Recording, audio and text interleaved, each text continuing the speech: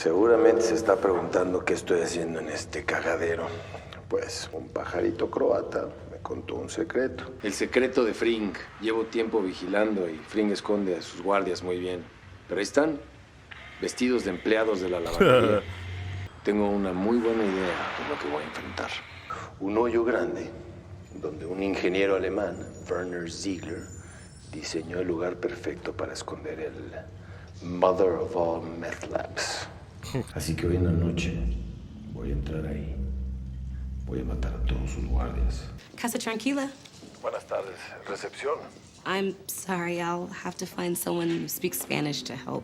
Oh, no, it's fine. I'm looking to speak to one of your residents, Héctor Salamanca. I'm a relative.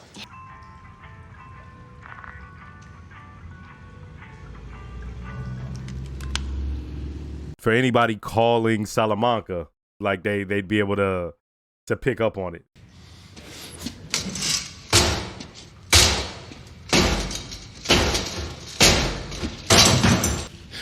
Muy listo ese pollero. Muy listo ese pollero.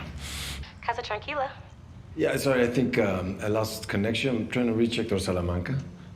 Yes, sorry about that. Me gustaría estar hablando con mejores noticias, pero no puedo encontrar las pruebas. El pollero cuida muy bien sus pasos. Yeah, see, he gonna try to draw ball. Es que vuelvo al plan original. A él le va a llegar una sorpresa hoy en la noche. Tío, no, Eladio no va a estar contento, pero es la única manera. But he's not coming tonight because he wants him to put out all his guards. Yeah. Yeah, show it. Yeah. Okay. That's what he wanted to see. That at first, what I was thinking was he said that and then he surprises him earlier or something like that. But nah, he wants to see what they got in store for him. Es que vuelvo al plan original. A él le va a llegar una sorpresa hoy en la noche. When? 20 minutes ago. Now you're gonna need to cut this short. Too many civilians, kids. I've got guys sweeping outside right now. He would not attack me here. You want to bet the farm on that? We need home court advantage, which is you in the safe house and him thinking you're alone. You need to get in your car and drive calmly home, business as usual. I pulled guys off all the low-priority targets to cover you. The laundry. Tyrus is there with his crew. Aside from that, it's all hands on deck at your house. The trap is set. I've been doing some studying of different mankind lately. Look at these two Like the idiots. ones you told me, Yo, if Howard show up with the blick, please let him show up with the blick. We don't have to get it. Like, y'all want to fucking play? We should probably get this over with. No, get it? So they already Just in understand what's case happening. Max Schmeling comes in swinging. Kim? Howard, They so you doing weird. okay? They weird. Fine. A gift. What's the occasion? Your brother and I, we always had a meeting with Mr. McCowan after a big victory. This is for you. You earned it. You won. One. What did I win? Of course, you both have to play it this way. You're both so very good at it. It's late, Howard. Do you want to tell us what this is about? Oh, shut up. What do you tell yourselves? Howard's such an asshole, he deserves it. I sided with Chuck too often. I took away your office, put you in doc review. Howard's daddy helped him get to the top, but you both had to struggle. Howie has so much, we have so little. Let's take him down a peg or two. You said cry about it, pussy. What allows you to do this to me? Because this isn't just a prank. This took planning, coordination. I mean, how many weeks? It couldn't have been easy. It couldn't have been. So tell me, why? Why go through this elaborate plot just to burn me to the ground? Burn you to the ground. Howard, come on. You'll be fine. You always land on your feet. The Sandpiper settlement, HHM share will be substantial, absolutely. Even though I humiliated myself, and my clients and peers will whisper that Howard Hamlin's a drug addict. You're right. I've worked my way through worse. Debt, depression. Right. My marriage falling apart. Been sleeping in the guest house for the better part of a year. That was always the thing. It's like y'all trying to take him down a peg. It's like he was already down a peg. All of this was almost up in smoke, and he found a way to deal with it, which you would think they would think is admirable, but they was like, smug son of a bitch. Just one more thing good old Howard has to work through. But yes, I will land on my feet. I will be okay. But you? Far from it. You two are soulless. Jimmy, you can't help yourself. Chuck knew it. You were born that way. But you, one of the smartest and most promising human beings I've ever known. And this is the life you choose. All right, you're too tight. And she to drive. chose I'm it. calling you Oh, Kev. good. Phony compassion. No, very, very believable, but I'm far from done. Oh, no. You are done, Howard. sorry, but you need to stop this now and you need to go home. You're perfect for each other. I thought you did it for the money, but now it's so clear. Yeah. Screw the money. You Yeah. did it for fun. Yes. You get off Yes. of that. They You're weirdos. Leopold and Loeb, two sociopaths. All right, that's enough. I'm going to make it clear to everyone because I'm going to dedicate my life to making sure that everybody knows the truth. Please get it through. You can't hide who you really are forever. Lalo. He's about to kill him.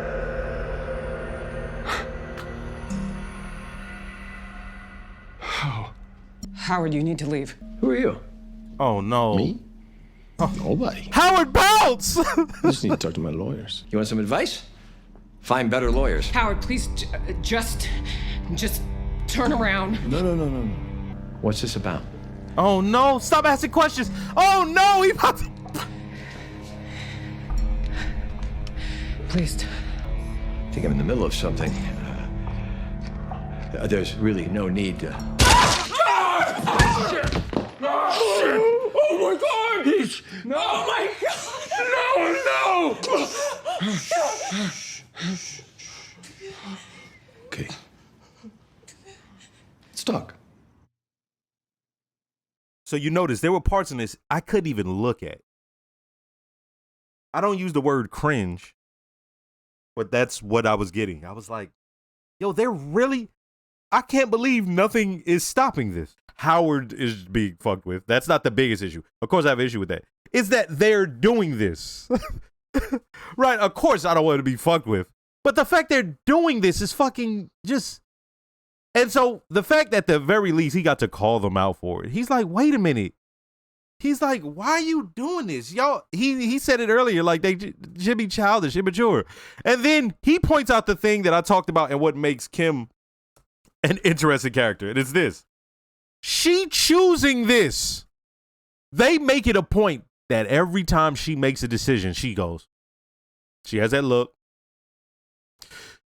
And then she'll come to a decision, right? They made it a point. Like, that's her character. And so she chose this. She's the one who came up with all of this. Jimmy, at certain points, has been trying to talk her out of it.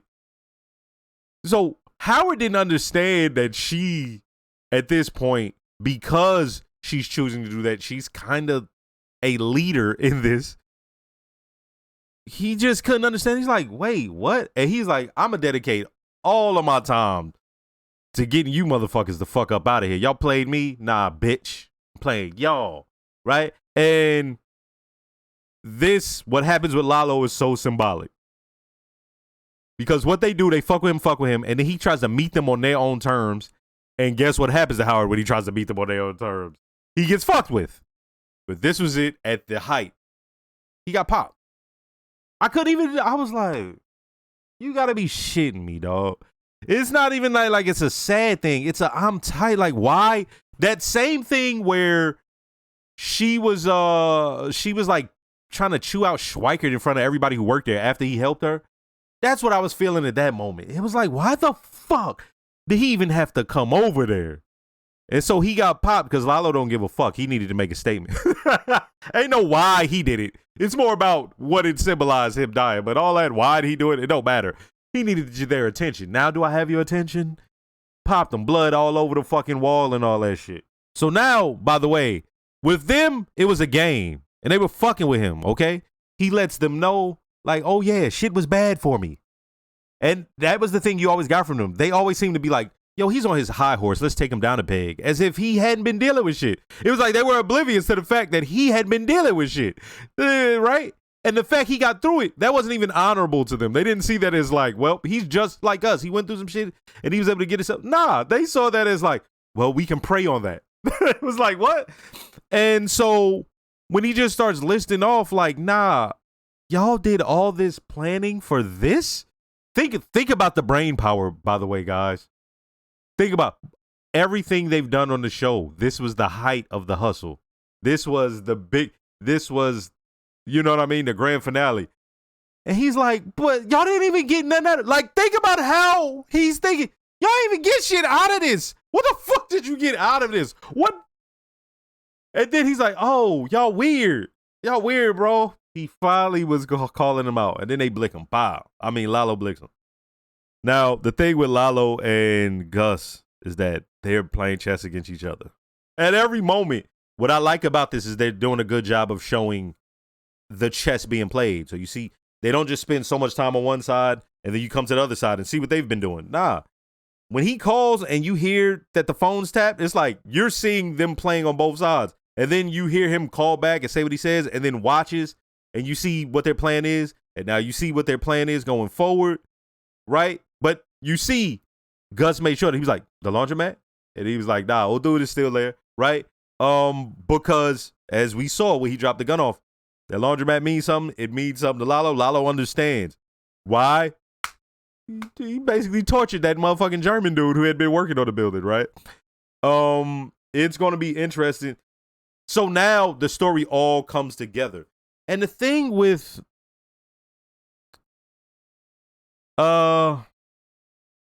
Howard, as I'm thinking about it, the finality of it, it's like, how'd y'all like that? What took place? Because it brings the story all together, back together, full circle. But it's like, what they're laying down with a lot of this is why he is the way he is in Breaking Bad. So I'm trying to think of what would Howard getting blicked right in front of him have to do with Lalo. Have to do with how, right? Like how Saul deals with things going forward, right? He saw Howard get, so this man tries to stay careful and all that. And of course, we know, as he said, like that motherfucker was shook about Lalo even by the time we see him in Breaking Bad, right? That whole Nacho Lalo, that whole situation, he stays shook about that. So that's present on his mind. But the thing with Howard and Chuck, that's another thing. Howard is linked to Chuck. And so is Kim. She's connected to this situation also. So going forward, it's almost like, damn, what did we see that in Breaking Bad?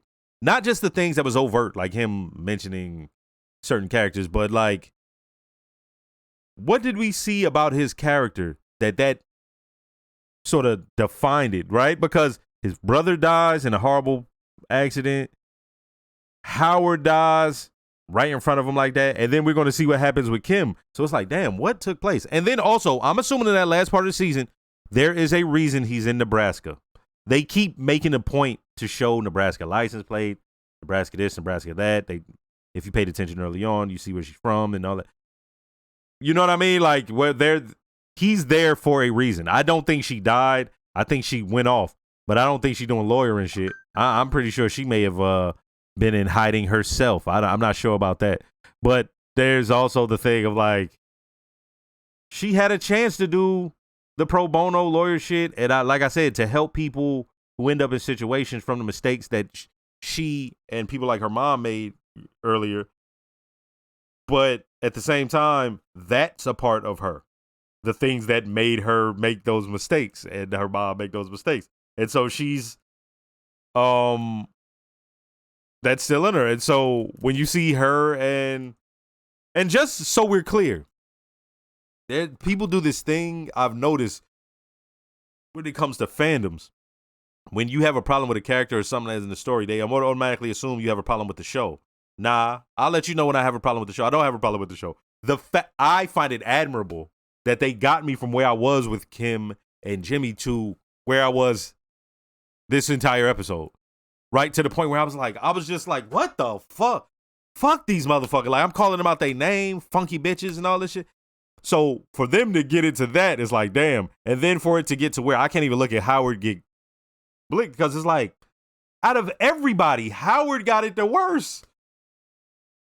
Like, he had to deal with, he tried to help out Chuck the best he could. He tried to be like, yo, Chuck, I need you to bounce because, you know what I mean? Right? Well, not I need you to bounce. I need you to hold on because we don't have the money right now. And then Jimmy is trying to get him to bounce. And then everything takes place and you're like, oh, okay, right? And then even after that, y'all just gonna leave that man alone? And then he finds his way there because he wants to chewed him out, give him a piece of his mind, and he ends up dying because of that, right? Like I said, that is what it is, but it had a deeper meaning, right? He attempts to meet them on their ground, and it still ends up with him being damaged and in the most final way that you possibly can. At this point, he gets killed, right? Hey, yeah, next half of the season, the fact that this had me feeling the way it did, I applaud that, right? Yeah,